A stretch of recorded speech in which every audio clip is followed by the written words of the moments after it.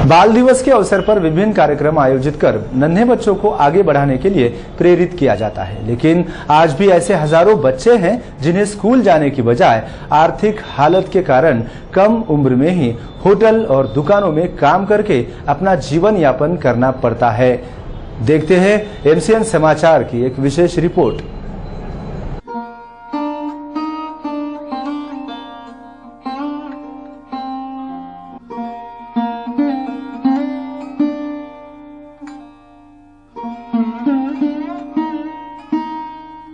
यूँ तो बाल दिवस हर वर्ष 14 नवंबर को देश के पूर्व प्रधानमंत्री पंडित जवाहरलाल नेहरू के जन्मदिन के अवसर पर मनाया जाता है।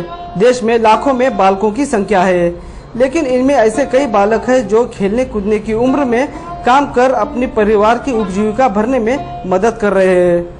आर्थिक तंगहाली और मजबूरी के कारण स्कूल जाने की बजाय इन नन्हे बच्चों को अपना और अपने परिवार का पेट भरना पड़ रहा है। उल्लेखनीय है कि देश में 14 वर्ष तक के आयु के बच्चों को श्रम करवाना कानूनन गलत है। यही नहीं, 14 वर्ष तक के आयु के बच्चों को नौकरी पर रखकर बाल मजदूरी भी नहीं की जा सकती, लेकिन वास्तव में हकीकत कुछ और ही बयां करती है। देश के अन्य जिलों के साथ नांदेड़ में भी बाल श्रम आज भी बड़े पैमानों पर देखने को मिल रहा है। पीठ पर स्कूल की बैग ले जाने के बजाय इन बच्चों को होटल, गैरेज, फलों के ठेले और दुकानों पर काम करना पड़ रहा है। साइकिल पर स्कूल जाने की बजाय बच्चे खाद्य पदार्थ बेच रहे हैं। इतना ही नहीं, हाथ में पेन और किताब न लेते हुए बच्चे चाय की ग्लास धो रहे हैं। साथ ही बच्चों को चाय भी बनाना पड़ रहा है। एमसीएन समाचार ने बाल दिवस के अवसर पर हकीकत को टटोलने का प्रयास किया। इस दौरान हर क्षेत्रों में बाल मजदूर काम करते नजर आए।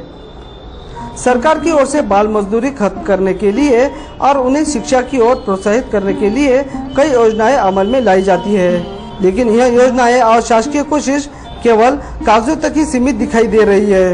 योजना का लाभ गरीबों तक नहीं पहुंचने के कारण परिवार के लोग अपने बच्चों को स्कूल भेजने की बजाय मजदूरी करने के लिए होटल और दुकानों पर लगाकर उनका भविष्य गर्त में झोंक रहे हैं।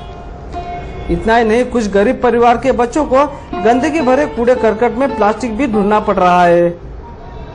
बाल श्रम को रोकने के लिए स्थानीय प्रशासन की भी उदासीनता देखने को मिल रही है। खेलने कूदने के दिनों में अनेक बालकों को श्रम करने के लिए मजबूर होना पड़ रहा है। बाल श्रम की समस्या देश के लिए एक चुनौती बनकर खड़ी है। सरकार सकारात्मक कदम उठा रही है, फिर भी इसका विस्तार बड़े पैमाने पर हो रहा है। यह समस्या आर्थिक गरीबी और निरक्षरता से जुड़ी है। इसे सुलझाने के लिए समाज के सभी वर्गों को आगे आने की जरूरत है। कैमरामैन रत्नभूषण के साथ अर्जुन राठौर, नांदेड़।